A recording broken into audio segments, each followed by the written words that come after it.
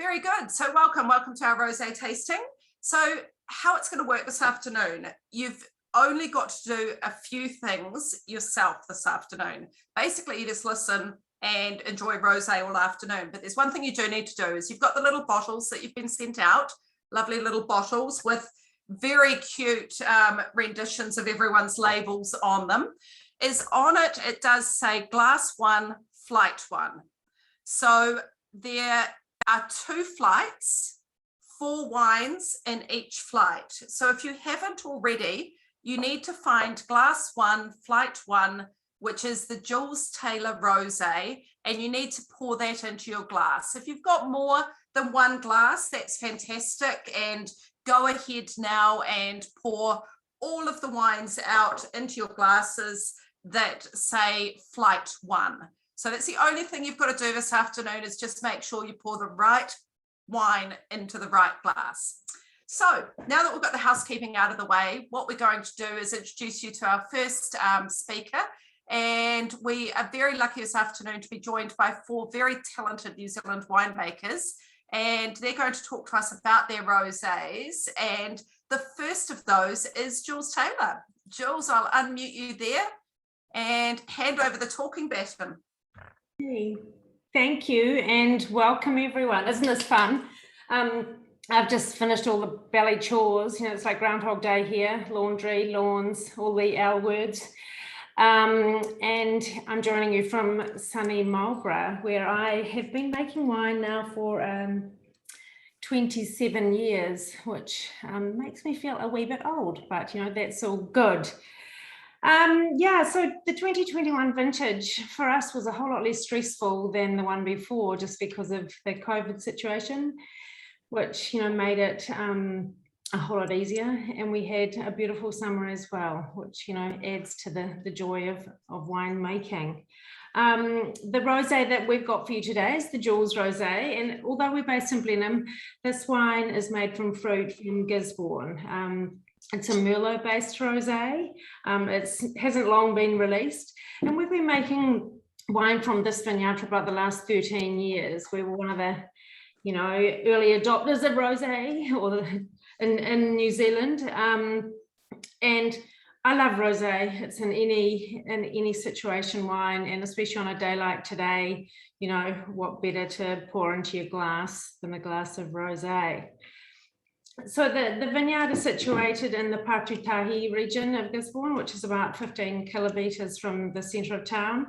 It's grown on a really rich loam soil, and the vineyard canopy is quite amazing, given that the soil has this huge capacity for holding water, and Gisborne has a little bit more rainfall than Marlborough usually, so the vines tend to love it there.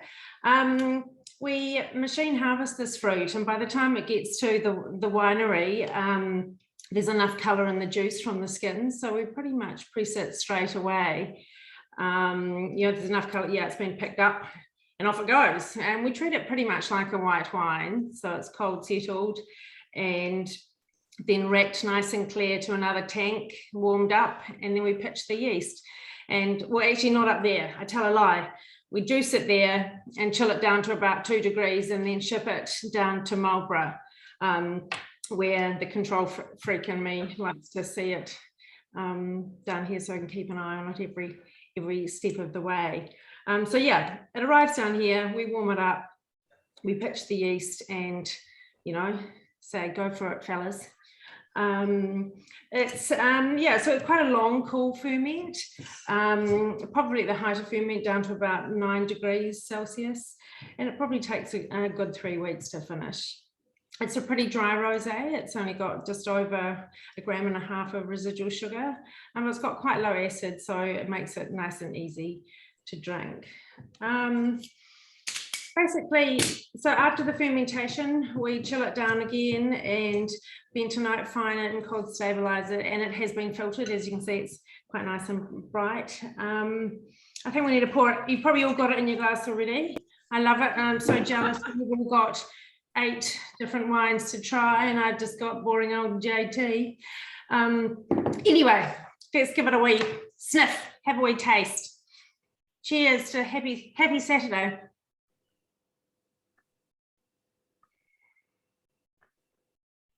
Oh, Malcolm, have you got it as well? What's the go? How come Jules in the cheap seats doesn't get the other wines? Oh, well. Anyway, what I love about it, it's got nice purity of fruit. You know, it's got those lovely sort of floral aromatics, a little bit of sort of that watermelon-y thing, you know. It's just summer in a glass. It's got, yeah, as I said before, the acid's quite low, so, you know, it might appear, you know, seem to be sweeter, but it's actually not. It's just the low acid.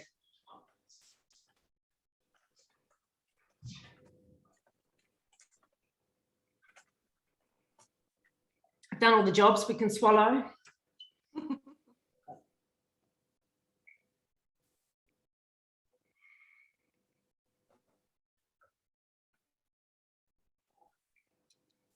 What I love about rosé in New Zealand is that there's such a huge range of flavors, and I think what you'll see today, you know, and styles, and I think what you'll see after this wine, you know, some quite different takes on rosé. I think this, you know, is more of the fruity end of the spectrum, so not so much of the sort of beautiful savory or minerally kind of the flavor profile. I think Pinot Noir rosé is completely different to this guy. This one's sort of a little bit more robust as a rosé, I think. Jules, I love your descriptor there of watermelon. It's just, you know, you said that and it just sort of conjured up the wonderful sunny day that I'm looking at. Beautiful. Yeah. Tell me, what are your thoughts on, you know, you've mentioned different styles of New Zealand rosé and agree that, you know, we're blessed with having such diversity. Yeah. What do you think about all the different colours? You know, we often get people sort of come in and say into store and go, well, I want a light coloured one. Yeah. I mean, I think for me, I mean, those light ones have that, I mean, they are so sexy, you know, that, what do they call it, partridge-eyed pink, that very real pale, almost nothingness pink, but I think that is so beautiful, and to me they look like, you know, the really sexy, elegant, sort of really pure kind of rosés. And I think when I look at, I mean, my eyes are you know, I'm hopeless. When you look at things, you immediately imagine, or you think you know what it's going to taste like. And so for me, they look nice and dry and crisp and, you know, beautiful on a nice hot summer's day. Whereas the darker ones tend to be, you know, I think probably more, you know, I go, oh yeah, that'll be quite nice with food. Whereas the lighter ones for me, just, I think they're just, you know, scoff after work when you've had a crappy day. I don't know. Wonderful descriptors there. Yeah, I think you know, your eyes do obviously tell you a lot when you're going to look at something, and particularly to purchase it. But I think what we are going to see this afternoon is that you perhaps shouldn't put preconceptions behind them. Totally. Yeah, because I think you've shown us here, you know, a lovely dry style of rosé that I could definitely have a glass of that by itself, but equally have it with food. Food, absolutely. I think it's the perfect sort of lighter meal type wine, salads, yeah, that kind of thing. Or just, I mean, even with charcuterie and a cheese platter and call that dinner. I mean, who needs a full-on cooked meal? Just cheese is a meal in itself with wine, I think. Any day with cheese is a good one. For sure. Excellent. And Jules, you mentioned that this vintage was a lot easier than the previous one. Just looking at in terms of, you know, working through the restrictions that we've got at the moment, super challenging in vineyards, or yeah, it has been, and just because of the shortage of overseas labour, there are still vines here that haven't been pruned. We've got budburst in Pinot Noir and Chardonnay. The frost fans last night, it was like, oh my goodness, I woke up in the middle of the night and they're all going madly. It was really cold, and yet there are, you know, vines in leaf. So yeah, we're a wee bit behind. It's a race to the finish, and we're luckily this week has been a bit cooler to kind of suppress, you know, budburst in those later varieties. But I see in the forecast it's going to be warmer this week, which could be interesting. And just, yeah, lots of things are difficult at the moment. You know, COVID is a pain in the neck, everything from shipping to Oh God, getting supplies. I mean, we've had to order barrels already for next year, when ordinarily I wouldn't order them until November. And I'm not the most organised person, so for me that was kind of like, oh God, shivers. Yeah. And so here we are ordering barrels, and we don't even know how much fruit is out there. Normally you'd see how many little, the potential of the vines, you'd see how many little flowers are there ready to go, and you can kind of predict, if they all flowered and it was all good, this is what we need. So it's a bit of stab in the dark stuff, Well, I think for stab in the dark stuff, you're making very good wine through this period, as you always have, Jules.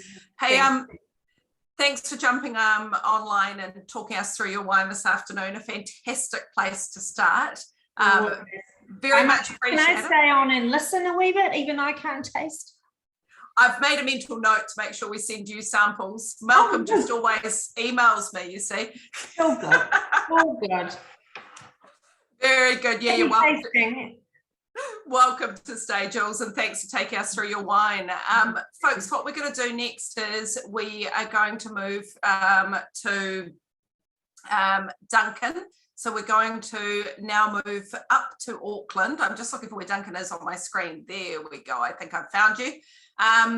So we're moving up to Duncan, and Duncan is over in Waiheke. And we are now moving to the Man O' War Rosé. And I must say, Duncan, you guys have won an award for being one of the best places in the world to come and visit this week. We have indeed. Yeah, unfortunately, you can't visit this week, but we got shout out top 100 places to come and visit in the world. We'll take that. And it's a pretty special place to come and actually drink a glass of rosé, I have to say. Yeah, definitely. And you had some pretty good company in that, top wineries in the world to come and visit. I think we had Chateau Pichon Baron and Pauillac, Zaccardi in Argentina, and it's a pretty stellar lineup. And we have Man O' War over Waiheke. Yeah, it's fantastic. Hey, talk us through your rosé. Okay, so we've got the Pink 2021. I've already started. This wine is an interesting wine. It's half of it's Syrah, and the rest is made up of Merlot, Malbec, and just a splash of Cabernet Franc this year. Probably a good half of that. This one comes from Ponui Island, and not a lot of people might not know much about Ponui Island, but you're aware Waiheke Island in the Hauraki Gulf, and Man O' War is named after Man O' War Bay, which is where our tasting room is, and about 5 nautical miles off the beach at Man O' War Bay is Ponui Island, and we've got 17 acres planted over there.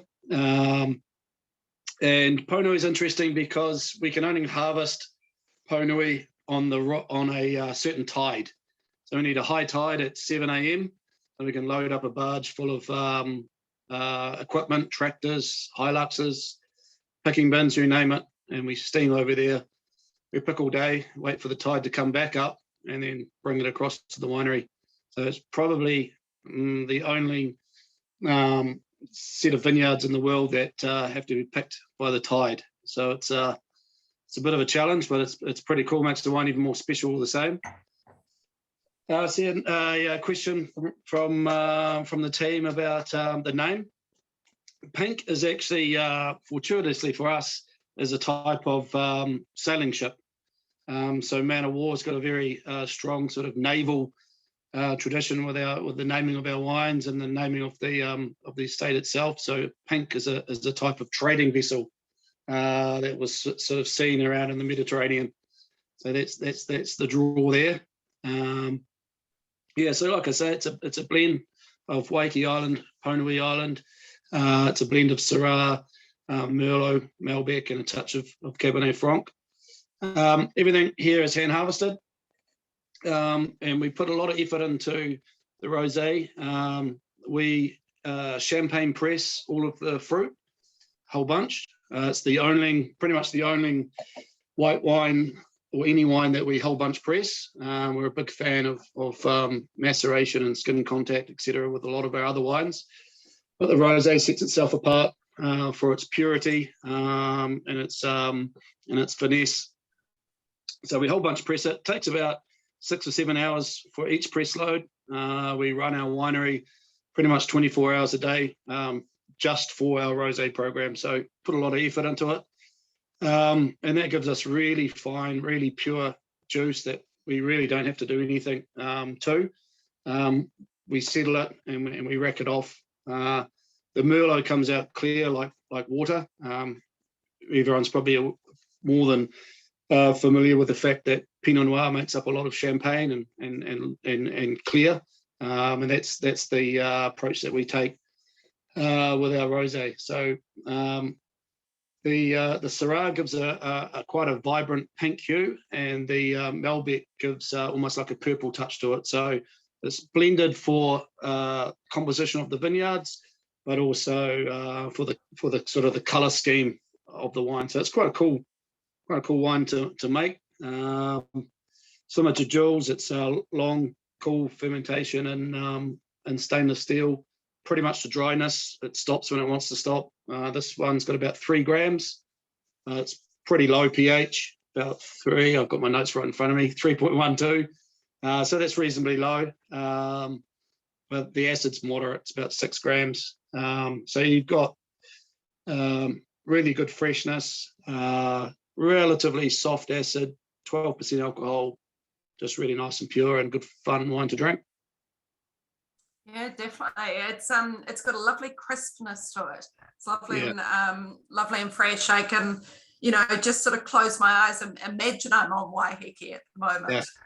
Yeah, that's almost sort of like salty effect, or that fresh crispness. We see that in our wines that go dry white wines, and it's a really fun element to have in our wine. The other thing I'd say that's slightly interesting about this wine is we keep the wine very cold straight after fermentation, and so that allows us to retain all the carbon dioxide that's left over from fermentation. So if I don't know if you can see it, but if I shake up my bottle of rosé, it's very, very foamy and fizzy, and that's just a natural product of wine, of fermentation, that CO2, and that, to me, that enhances the crispness of the wine and keeps it fresh and just adds a bit of fun to it as well. So that's cool.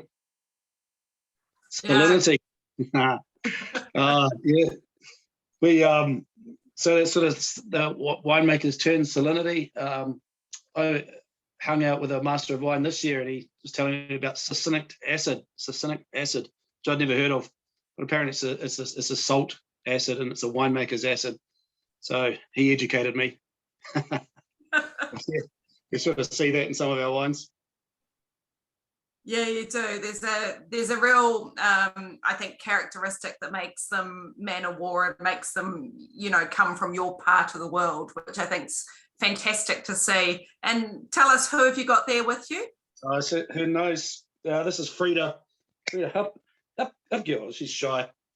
She's she's been hanging out with me. She's the winery dog. Excellent. And another question for you. I'm sure we'll have a few more questions, but have you made more this year? You always sell out of your rosé. We've made more. Yeah, we're always at the mercy of very low yields on Waiheke. Hence the little bit of Cabernet Franc. We've got a really productive Cabernet Franc vineyard over on Ponui Island. And so we just wanted to try a few ton of champagne press Cabernet Franc to see if we can use that to help flesh out the volume. And it certainly worked. It was it's a really nice component. So look for a bit more Cabernet Franc in the rosé, and the pink rosé in years to come. Cool. And do you think that's changed the aromatic sort of profile of this in comparison to previous years? Because Cabernet Franc can.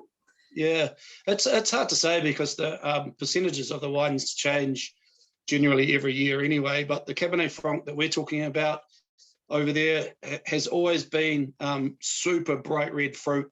Doesn't matter if it's 28 bricks and 17% alcohol, red wine and barrel. It's still really, really red fruited, almost like Grenache. Yeah. So that's really going to be that was the end result in the rosé as well. So it's quite exciting. Cool. We've got a comment here that I think sums it all up. It just says it's delicious with an exclamation mark, which it is, Duncan. Hey, thank you for jumping online this afternoon and talking us through that. And hopefully we drop down some alert levels and can travel and can get over to Waiheke Island again soon. So yeah, here's hoping. Until then, cheers. Thank you very much. Cheers. Enjoy, guys. Thanks. So folks, what we're going to do next is we're going to head now, I believe, to Austin. So we'll just change there. Let me see if I can find, am I right, Austin? It's you next. I think it is. We'll just get Austin unmuted there. Oh, look, dogs come to have a good look. Have we got you there, Austin, now? Yes. Hey, how's it going, Liz? Good, good. Hey, welcome. So Austin is from Terra Sancta, and we have your beautiful rosé to have a look at next. So thanks for joining us, and tell us all about this. So we're now down in Central Otago for the next couple of wines. So Pinot, obviously based rosés down where we are. Terra Sancta, we've been around. It's actually 10 years now. But our vineyards are just hitting 30 years old now for our oldest blocks. So with our wines, we're starting to see a lot of kind of savory structural elements in the wines that comes through from the vines getting that little bit older. Rosé is something that we take pretty seriously. This wine is pretty much about 30-35% of our total production is this one wine. So it means that we think about it a lot and we talk about it a lot, and it's the wine that probably occupies my mind more than any other wines that we make. 2021 was a bit like Jules was saying, a lot easier in a lot of ways than 2020. It also, for me, I find it a much better growing season. So it was a little bit of a dry winter coming in and then a cool kind of spring, but it seemed to even out as we went along and the vines kind of caught up with nice even ripening, not too warm, not too cold, not too wet, not too dry. And then when it came to the harvest time, it was a little bit cooler, which I find good because it actually means that we can dial in those picking decisions. We've got a little bit more time to make those decisions. On the hot vintages, it all comes in very quickly and you kind of panic a little, but on those slightly cooler harvests, you'd really get to kind of dial in your picking decisions. With this wine, it's all hand-picked. It's all natural fermented. We like to, I crush and destem all my Pinot. I like to judge the color of the skin, color of the wine from the time on skin. So with this wine, it's all picked off two different blocks. And we pick it in about, I think there was 14 different picks. Usually 2 or 3 tons, sometimes 4 tons for each pick. I'll crush and destem the fruit, leave it on the skins for a little while and just judge the color as we go. If I find I'm getting a lot of color, then I can do a little bit less skin contact on some of the later picks or a little bit more and dial it up or down. This one is maybe a little paler than last year. It's quite similar to maybe the 18 and the 19. The 20 was a little darker. It's such a difficult thing to do with rosés. With the color, I like the paler ones, but then our wine's maybe a little slightly fuller. There's a little bit of residual, so it's quite an intense. With this wine especially, it's quite an intense rosé. I think there's just oodles and oodles of fruit in it this year, which I think is a very good thing. With our rosé, we're always kind of looking for a little bit of texture. So 60-ish% of this was fermented in barrel. And the other 40% was in stainless steel. And then about 5-6 weeks ago, it all just gets blended together. We pretty much, as I say, it's all wild fermented. I don't like to mess with the wine. I don't mess with the color of the wine. It is what it is. So the less I can kind of touch and manipulate the wine, I think the pure kind of expression of the vineyard I get. So looking for a little bit of texture from that time in barrel, obviously a little bit of residual sugar. This one's 5 point something, 5.6, 5.7 grams of residual sugar. And the acid's about just under 7 grams. So I always like to have a little bit more acid than I do sugar, and it seems to be a pretty nice balance. Our wine is we're quite lucky. The 10 years that we've been making this wine, we've managed to get pretty good scores every year. So this wine, Michael Cooper now rates this as a super classic wine in New Zealand. It's the first, I think, rosé that's ever achieved that. So it basically means there's a consistency to it, I think. We don't really chase scores, but it's nice to get that recognition that year in, year out, this wine seems to deliver something that people seem to like. So I've been with Terra Sancta 4 years now, and this, I think the 2021 is with the rosé and the harvest in general, I think has been the best harvest in the last kind of 4 years that I've been back in New Zealand. So little bit of a herbal note on the nose. I always get a sweet kind of tarragon, Thai basil right on the top end. And then acid kind of comes through in the finish, and lots of brambly fruits, strawberries, obviously, some raspberries, maybe some darker blue fruits in there. And then a little bit of length from that time in barrel and a little bit of texture from that time in barrel. So trying to kind of hit all those spots as the wine travels through the palate, while still being hopefully delicious, because it is a rosé. It needs to be kind of generous with the fruit and a little bit of sweetness as well. So Austin, you've stolen one of my comments to you. Oh, okay, cool. I think it's your best one you've made. Good. Yeah, we were quite happy with this one. You should be.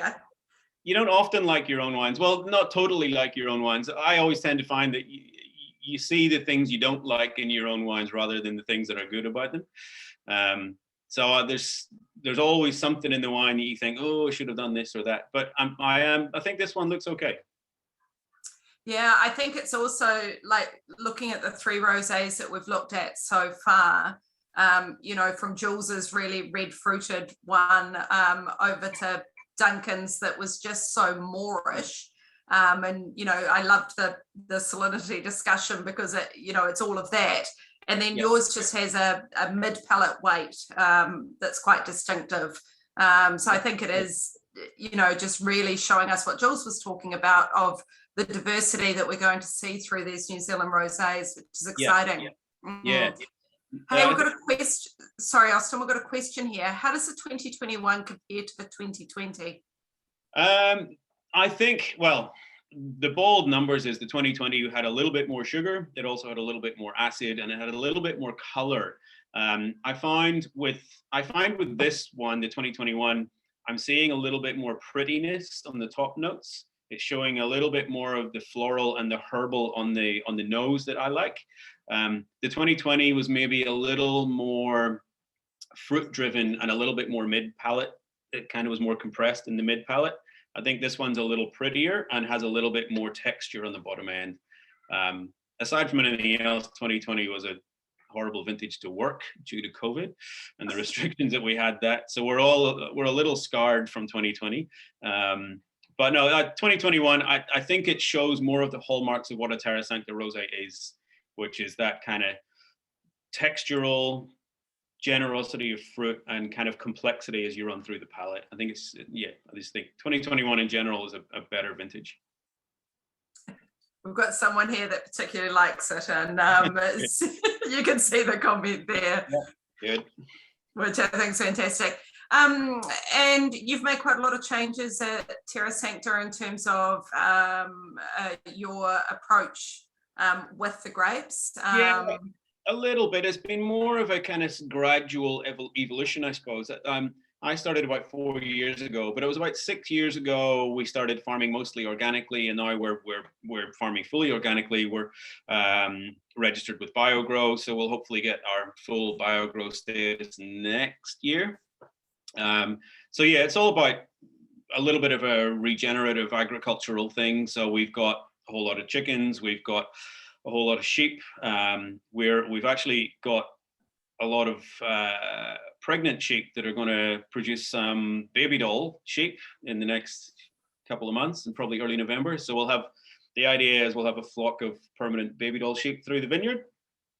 but that might take a couple of years to build that up. So we're just trying to be responsible and trying to do as little as possible, giving more back to the soil than we're taking out, and then just a lighter touch. We're a no-till vineyard as well, so we don't turn our soils. So we're just trying to be as gentle in the vineyard and then gentle in the winery as well, so that the wines, when they're released, show maybe a little bit of place. That's what we're kind of aiming for. Perfect. Excellent. Well, thank you very much for jumping online this afternoon, and for sharing your rosé with us. I must say it arrived in store at a time that we were already in lockdown. So this is my first time trying it. So super excited. So well, cool. it's one of those ones where we pretty much had to get it to bottle because Glengarry's wanted it. So Sorry. we got it into bottle 3 weeks ago. So you think the people here are the first ones really that are getting to try it. So it's nerve-wracking and exciting at the same time.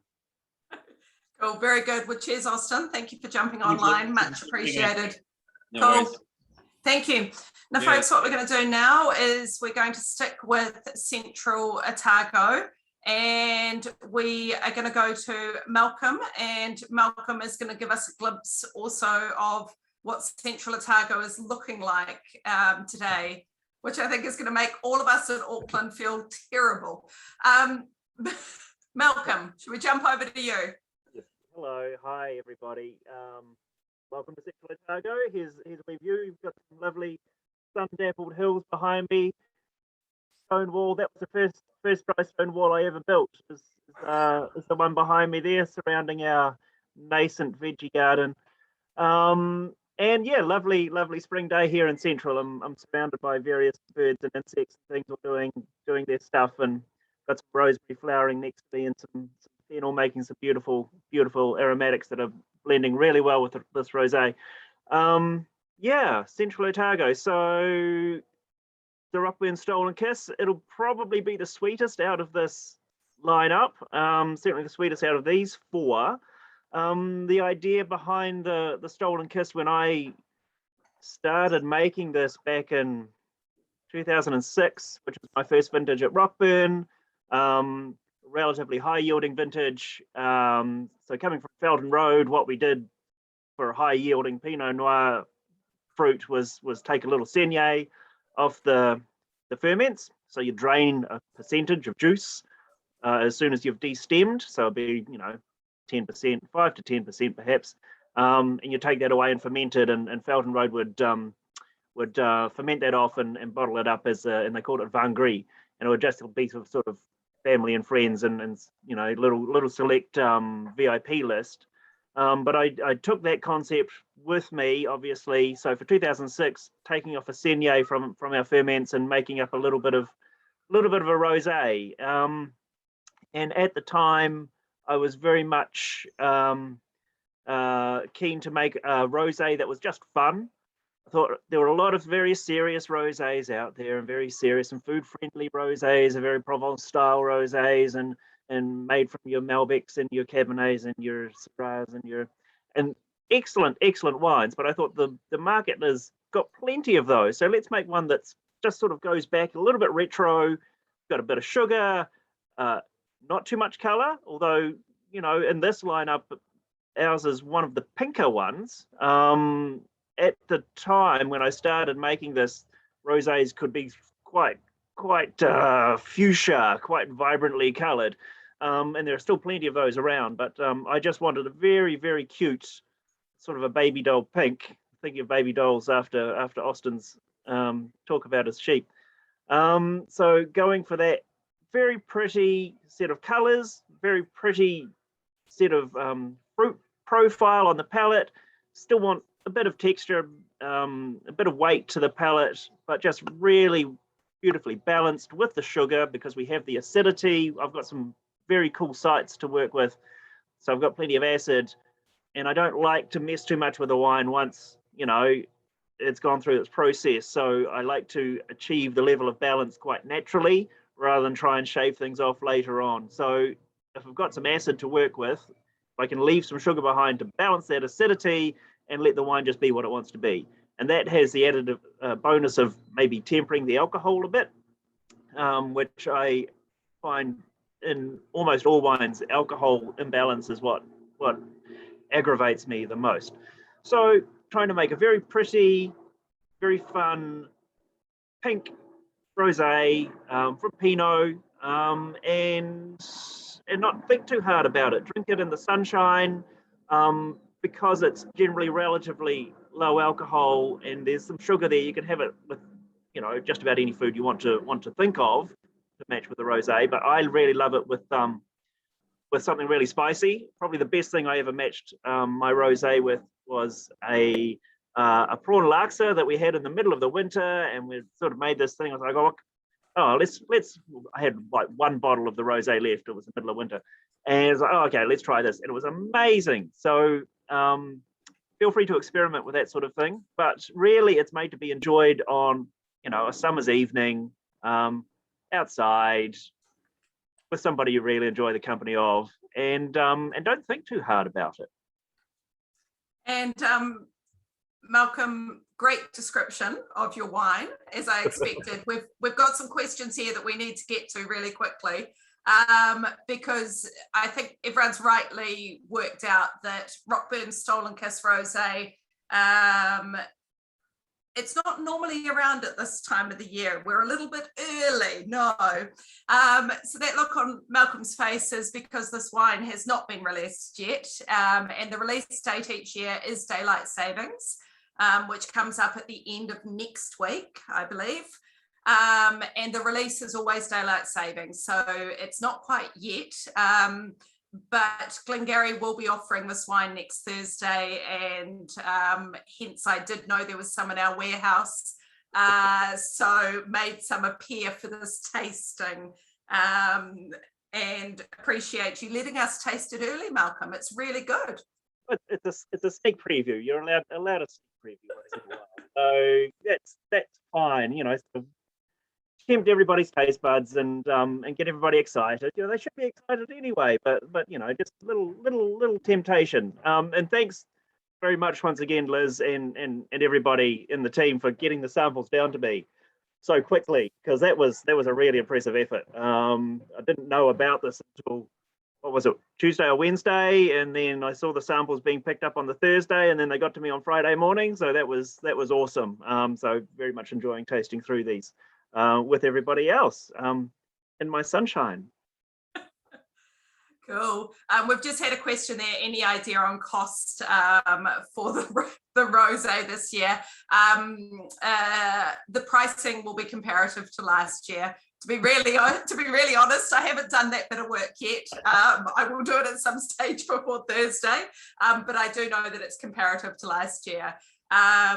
But we do have something special with Rockburn Stolen Kiss this year when we're releasing it. There is Rockburn Stolen Kiss tea towel. Now, given everyone's spending more time at home, you all need more tea towels. I don't know, have you seen the tea towel yet, Malcolm? No. I'll courier you down a tea towel. It's fantastic. I'm sure we will get plenty of tea towel samples. Don't worry. Perfect. So yeah, look out for that, folks. On Thursday this week, there'll be a Stolen Kiss launch at Glengarry, and some really cool limited edition tea towels there. They're really nice tea towels, actually. Like they actually, like as a tea towel, they do very, very well, which is good. Cool. Hey, thank you very much, Malcolm, and thanks for taking us through your wine. What we're going to do now, folks, is we're going to move to the second flight of wines. So Regan did pop a note up earlier just to say it's quite a warm day in Auckland, and if you did want to go and pop your second flight into the fridge, that you could, and we would give you a few minutes. So this is your few minutes to go and get your next lot of wines if you need to, or sort out what is in your glass so that you've got the next 4 wines. So the next 4 are all French, and if you did a rosé tasting with us last year, you might have remembered that we actually got some of our French producers to join us online. Now, the reason, of course, that we don't have anyone from France today, apart from the fact the time frame would be quite unpleasant for them, is it's right in the middle of vintage in France. So they're all very, very busy picking grapes at the moment. So we're going to leave them to that. And instead of having anyone French to talk to you about these last wines, you're going to have myself and Regan talk about them. And we're going to split that job in two. And Regan, I think you're going to kick it off with the first of our second flight. Yes, thanks, Liz. So in fact, all four of the wines that we've got here from France are from the south of France. The first three are all from the Provence region. And the Provence region, certainly for rosé, is probably the most famous region in the world. And the style as we know it today is pretty clearly defined as very, very pale pink wines that are very dry, quite mineral, only really delicately fruity. And it's a style that only really appeared as we know it today in the kind of early to mid 1980s. Prior to then, the rosés that were made were a lot heavier, a lot darker in color. But in that kind of mid 1980s, what we had was the advent of temperature control starting to come through a lot more, and much gentler pressing starting to come through as well. And this new wine style kind of for the 21st century and beyond started to come through. And now, I mean, by the early 1990s, the wines of Provence, the rosés, were kind of being drunk all over the world. In 99, they created a center called the Rosé Research Center, which is literally the only research facility in the whole world dedicated just to making rosé. It's actually in a peachy pink farmhouse, so quite appropriate. And the mission of that center was basically to educate the local producers on how they could do winemaking improvements to master this kind of lighter, fresher style that was becoming so popular. So the first wine that we've got is the Love by Liobe. So pour that into your glass one. And Chateau Liobe, we've now been bringing in, what is it, Liz? Maybe 6 or 7 years? Actually, maybe a bit longer. Oh, I think it's actually well over 10 now. Is it? Yeah, because I remember the first time I tried these wines, it was actually kind of by chance that we happened across this. There was a tasting that was being done in Auckland, put on by, I think it was the French Chamber of Commerce, and they had a lot of French producers who were there who were looking for importers in different areas of the world, and they just happened to be doing this tasting in Auckland. And out of all the wines I had tried there that day, the Chateau Liobe Rosé was by far the most impressive. And I went back to Liz and said, we've got to have a look at this. And she's now visited there a number of times, and it's an absolutely fabulous estate. So where we're situated here for Côte de Provence Rosé is on the Côte d'Azur. And if you imagine the southern coast of France, we're about literally halfway between Marseille and Nice, an absolutely beautiful part of the coastline there. And Liobe is owned by a family called the Bamford family. And they first arrived there, I think, in 1997, Anthony and Carol Bamford. And they were looking for a house in Provence for a while. And they eventually found this really beautiful, quiet bay on the coastline, just a little back from the coast there. The house had been owned by the same family for many, many generations, but hadn't really been touched. It was all original. And the previous owners had been making rosé wine there, but only in really tiny quantities.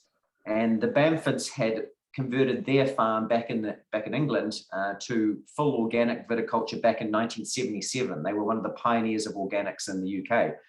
And as soon as they started at Liobe, they decided they wanted to continue to honor the tradition of making rosé there and work with this unique terroir and setting that they've got there. They've got, I think, what have they got there now? 560 hectares in total at Liobe. 70 hectares are dedicated just to the vines, and then they've got about 25 hectares of olive trees as well. And it's a really, really warm area, as you can imagine, here in the south of France. You've got over 3,000 hours of sunshine a year, but then you've got this beautiful cool nights with the sea breezes coming in as well, and the Mistral, the famous wind that sweeps in across. Really, really acidic soils. You've got a mix of kind of schist and clay, perfect for storing moisture there as well. Now, what they did is when they had this organic farm, of course, back in the UK, one of the most fascinating things to them there in Provence was the soils, and these really old soils. Provence is home to some of the oldest vineyards in France, and the soil age is about 800 million years old. So incredible. Where the estate sits now was once the bottom of the seabed. So you've got all of these minerals that are there in the soil as well. And when they started the conversion process of changing the vineyards and the olive groves over to organics, they needed somebody to make the wine for them. They weren't winemakers. And so they went knocking next door. And next door, they asked their neighbor, a guy called Jean-Jacques Ott, to help guide them through this conversion process. And funnily enough, Domaine Ott is one of the most famous and most expensive Provence rosé styles in the world. And they just happened to be right next door. And he was pretty much retired at this stage, Jean-Jacques, and his son had taken over the estate. And he thought, well, I haven't been doing much in my retirement. I'm going to go over and I'm just going to start making rosé next door. So that's what he did. And later his son Romain actually came over, and he's working for them as well now, making the rosés. And now they're really kind of exalted as some of the finest examples in Provence. So what have we got here in the glass? Well, when they make their rosé here, they work on these really, really delicate extractions when they bring the grapes in. The grapes are all harvested, of course, and sorted manually. They're harvested at night to make sure that they're really cool when they come into the winery. And they're really looking for perfect temperature control all the way through. Very, very delicate. They bring the grapes into the cellar. They crush them lightly before this long, slow, delicate press, only to get the really best part of the juice that comes out at the bottom there. Then they chill everything down. There's a little bit of clarification. Then they transfer them into these temperature controlled stainless steel vats, where it goes through indigenous fermentation. So there's no added yeast to it. It's just naturally ferments with the yeast that are on the grapes and on the stems when they come in and are sitting in the winery as well. Goes through a full malolactic fermentation as well, but you'll see it's a very, very dry style of rosé. Quintessential style, really, they love. Made from two different varieties, 50% of each, 50% Grenache and 50% Cinsault. Which is another very popular variety in the south of France. And you'll see it's extremely dry too in that classic Provence style. Now, this is the kind of the entry level rosé that they make, the Love, which is a new one that they launched just a few years ago. As you move up through the range from them, you start to bring in some other grape varieties. So I think in the Chateau Liobe itself, you've got some Cinsault, you've got some Grenache and Mourvedre. And then once you get up into the Secret Dilio, the top ones, you add in a little bit of Cabernet Sauvignon as well. And as you move up into those other ones, they start to see a little bit of old wood contact too, whereas this is just purely stainless steel. But I think a really, really classic Provence rosé to start. Liz, have you visited the estate? Yeah, I was going to say, great description of it. And I think, someone's just said here that you've set the context really well. And I think also, just to sort of add to that a little bit, where Liobe are, they're in the centre of a forested area. So we often sort of, I think, conjure up images of the south of France of, beaches with apartment blocks and, umbrellas and people sitting out there, and, it all is quite built up. This part of the south of France is completely different. So it's actually a forested area. It suffers from wildfires every year, so that rip through there. Fortunately, they know that it's going to happen, so they're pretty good at managing it. But it's always quite devastating when it happens, and sometimes it can get out of control. But there's a lot of very sort of forested area, then a lot of herbs, there's a lot of wild thyme, there's wild boar in the forest. So one of their issues is, stopping the wild boar coming through the vineyard and destroying the grapevines. But you've got this forested area, then you've got the vineyard, and then you've got the Mediterranean. And I think that's with Liobe, what you get is this lovely freshness from the breeze coming off the sea, and the fact that it is coastal, but then it's surrounded by this bush and in this beautiful warmth. So you've got the herbal aspect to it, and then the wonderful warmth from the sun down on the coast there. So it's a magic part of the world. Very, very, very nice place to visit. And I think it's great to see their wine in a glass today. Yeah, there's not a huge amount of price difference between the Love by Liobe and the original Chateau Liobe. It's more just the different mix of grape varieties that go into the two. The next step up, you move to the Secret Dilio, which is the beautiful bottle with the writing all the way around it embossed onto it. That moves up quite a bit. That's going to about $50 a bottle. And then their top rosé, the Lalande, that's about $65 a bottle. So that's a really serious Provence rosé. And we've started to see that trend a little bit more over the recent years with these really, really high-end rosés starting to come out. And I think we should have asked Austin about that a little bit as well, is that they've probably put out one of the highest end rosés in New Zealand with the first vines that they did a few years ago. And I'm not sure if they're doing that every vintage, but if you want to try a super serious New Zealand rosé at about $50 a bottle, you know, someone who likes rosé, but you want to get them something nice, and you want it to stay in that realm, that's a fantastic wine to use. Yeah, and I think really good analogy, Regan, because I think Austin's had to pop off for just a second, but I do know that, you know, one of the producers that they looked at when they were looking at sort of what they did in their upper end was Chateau Liobe. So, you know, there's definitely some synergies there for sure. So, Right. Cool, very good. Shall we move to glass number 2? Yeah, okay. So what we've got, Austin's just said that my story was right. There you go. Thank you, Austin. Excellent. What we're going to do now is move to glass number 2, and we've got Lemaskaram. And what the story between glass number 2 and glass number 3, which is the Chateau Bellini, are quite intertwined. So we'll probably dance between the two wines, but I'll talk about the individual wines separately. So Chateau Lemaskaram, Regan's explained to us with Chateau Liobe that they're located on the coast. Lemaskaram, if you're at Chateau Liobe, you would drive inland for about an hour. So it's sort of, if you're where Liobe is and you've got Saint-Tropez over this way, it's up in away from the sea, which is where Lemaskaram is, and it's near the medieval village of Lelac.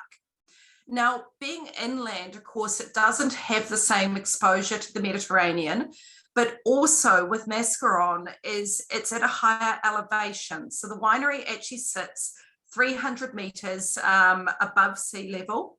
And with that higher elevation and also being inland, it has a completely different soil structure there. So there's some really sort of heavy limestone soils together with some sort of smaller stones and a little bit of clay there. But when you look at the vineyard, and I remember, you know, sort of walking around the back of Lemaskaram and just the intense wind that was coming through and looking at the soils and just imagining how hard the grapes have to work to actually get their roots down into the soil and hold on in that wind and to that really rocky site that's there. So all of this then goes through to produce a very low yield and very small berries. So with the style of Lemaskaram, and go ahead and have a look at the second wine if you haven't looked at it already, you get a real intensity to the fruit character from these really, really small berries and very, very low yields. Now, Lemaskaram's actually, I mean, it's a fantastic site, but it's also a great story. The site's really special, and there's a guy, Tom Bove, who an American who came across the site in the vineyard. This is quite a while ago now, and saw its potential. And he's got a bit of a history of coming across vineyards where he saw something special and he wanted to really get them to show their potential. And he tends to do that, and then he sells them and takes on a new project. I mean, he's crazy. He's never without a project. So he saw Lemaskaram and he purchased it. And Lemaskaram, he got that to a very, very high standard. And then he sold a large parcel of it. And the parcel that he sold had a chateau on it called Chateau Miravail. Now, Miravail may be a name that is familiar because Chateau Miravail and the land he sold around that, he sold to Brad and Angelina in 2012 for 60 million. So Lemaskaram was the entire estate at one stage, did include Miravail as well, which he sold to Brad and Angelina. He kept a small amount of a vineyard area that is close to Miravail, and I'll come back to that in a second. He named that at the time Chateau Miraluna. So he's got this big estate, Lemaskaram. He's sold a big part of it off to Brad and Angelina, and that's now Chateau Miravail, which they've, taken into being a very, very popular wine. And he then focused in on Lemaskaram, but also started to work more and more with Chateau Miraluna, which was this parcel of some of the oldest vines from the original part of Lemaskaram. So go forward to last year, and he sold Lemaskaram. So the wine that we're tasting now has changed ownership, and he sold it to Michel Roubier. Now, Michel Roubier owns Chateau Costa Urstinel, which is a second growth in Saint-Estèphe in Bordeaux. He also owns Imperial Tokaj in Hungary, Jeppe Champagne House, and La Reserve Hotels in Paris, Geneva, and Zurich. So the new owner of the wine that you're trying, glass number 2, is Michel Roubier, who is the owner, as I said, of Costa Urstinel and all those other wonderful places. And it's under his stewardship that we have the 2020. Now we'll come back to what Tom went on to do in the next glass, because the next glass is his newer project. But this one, Lemaskaram, it is certified organic, and the grapes in this, it's 35% Cinsault, 35% Grenache, 20% Syrah, and 10% Vermentino. So, or Royal, as it's known in Provence. So Regan mentioned before that, with the Liobe Love, we had an equal blend of Cinsault and Grenache, and that when you step up through the Liobe range, you get some other grape varieties added into it. With this one, we see 35% each of Cinsault and Grenache, and we get some Syrah and some Vermentino in there as well. The winemaking, it's actually very, very similar to what Regan described for the Chateau Liobe. But I think the real difference in this wine is two things. I think the Syrah is making a big difference. And I see Malcolm is excited to see the Vermentino in there. I think it really does give something to the aromatics. So go ahead and have a taste of this one.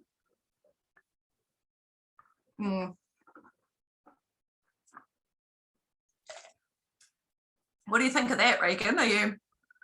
Oh, I think we've got Regan muted. We might have to unmute him.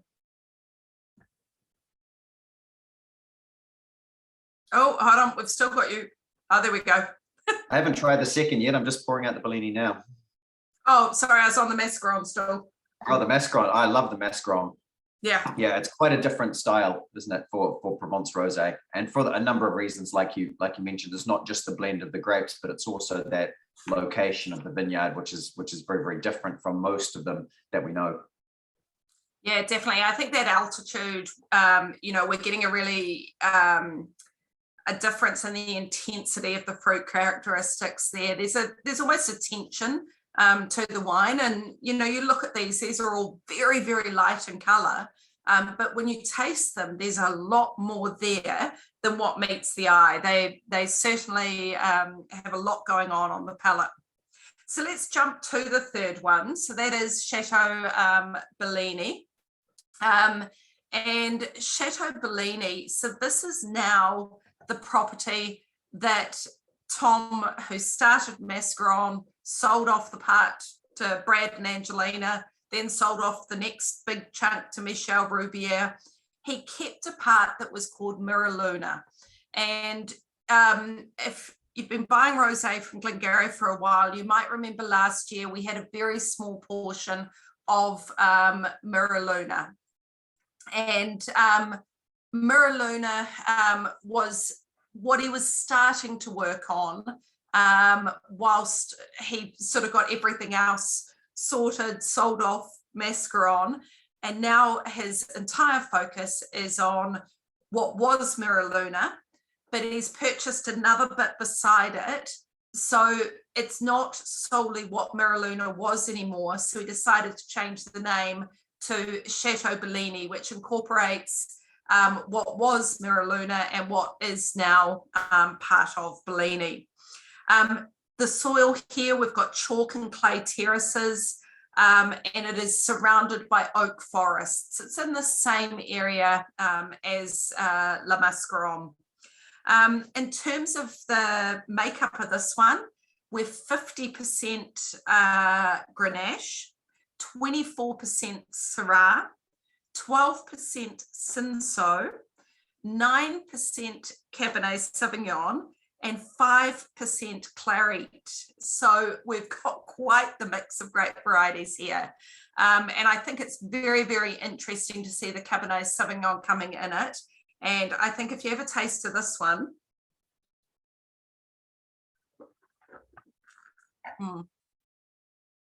it's completely different again. I mean, you look at these and there's certainly not as much colour difference between these as we had with our New Zealand friends. But, you know, this has a real red berried character in the middle of the palate that's just divine. Interesting, there's a Master of Wine, Elizabeth Gabby, who's written a book all about rosé, fantastic book on rosé. And she's recently been through and tasted the 2020 vintage for Provence. She lives down in Provence. And she's done a write-up on the top Provence rosés from the 2020 vintage. And she ranks this as her third highest scoring rosé from the 2020 vintage.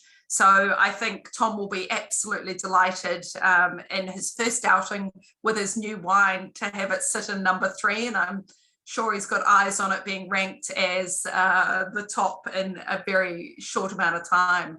So I think we're going to jump to Regan for the last wine. But I think, Malcolm, do we still have you online? I think that's the first time you've perhaps tasted those couple of wines. Shall I unmute you? Do you want to? There we go. Yes. Look, I've tried the Leo a few times before. I haven't had the Lemaskaram or the Bellini before, so that was really interesting for me.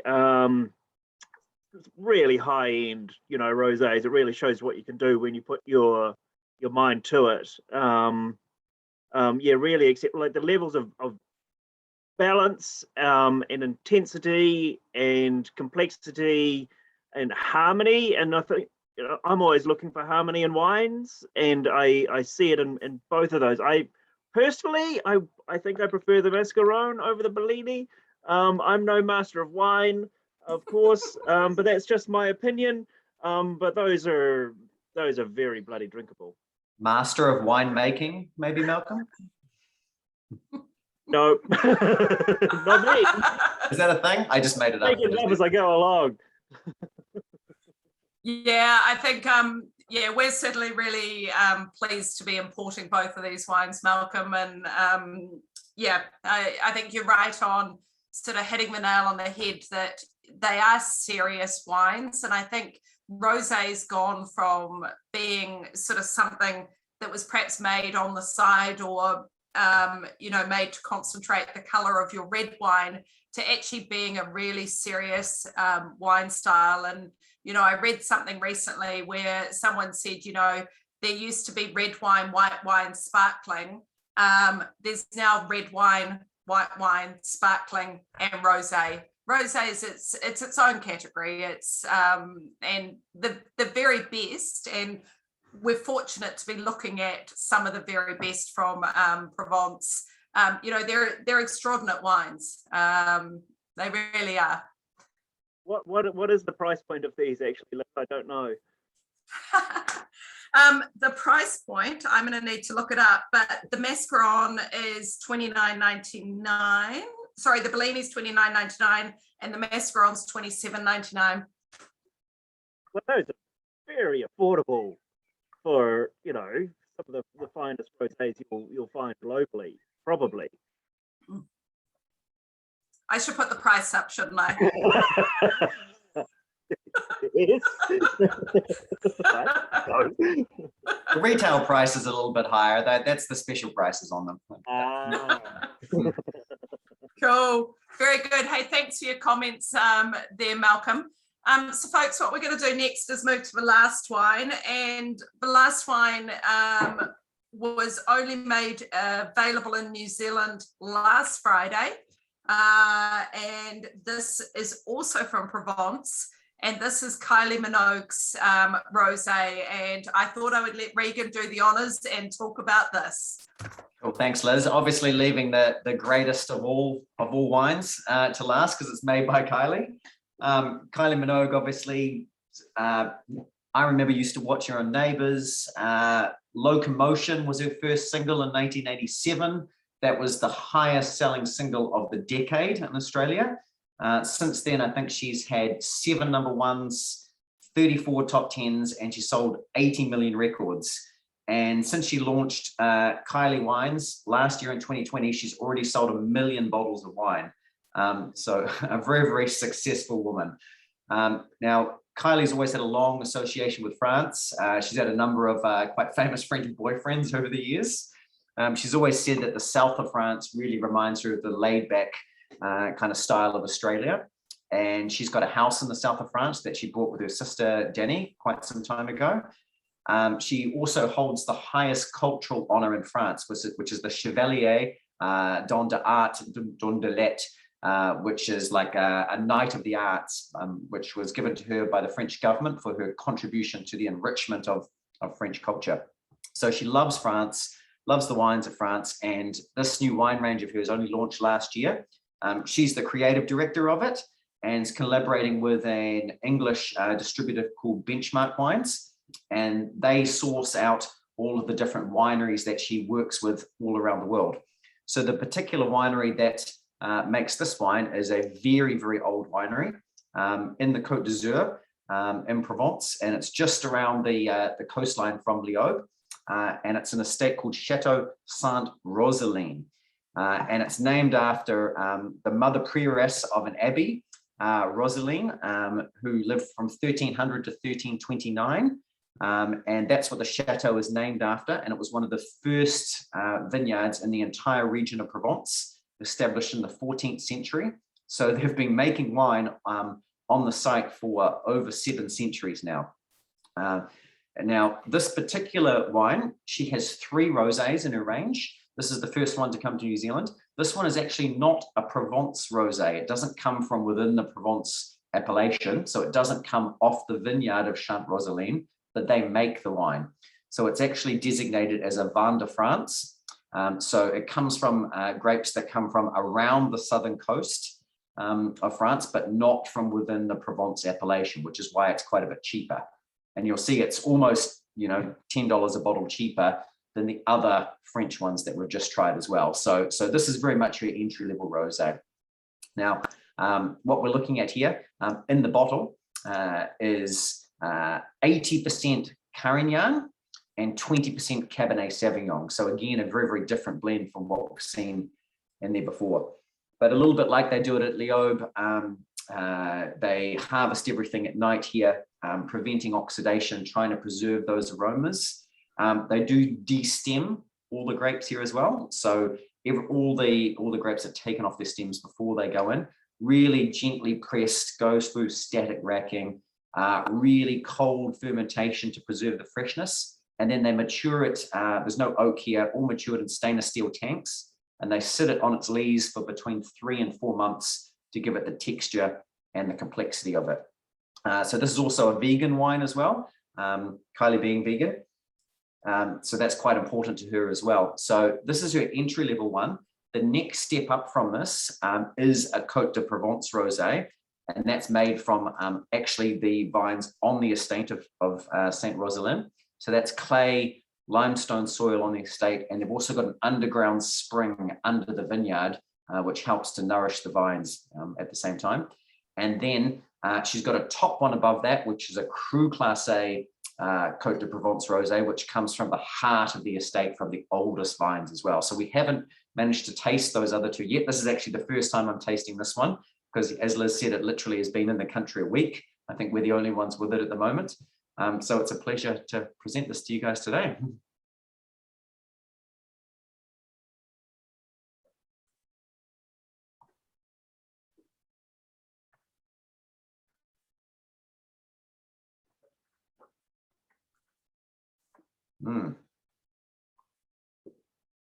Not quite as dry as the other ones, but definitely not a sweet rosé. If we're looking at how much sugar is in this, there's about 4 grams, I think it's 4.3 grams per litre of sugar. So it's still pretty dry on the scale of rosés, but maybe a touch sweeter than the other 3 that we tried.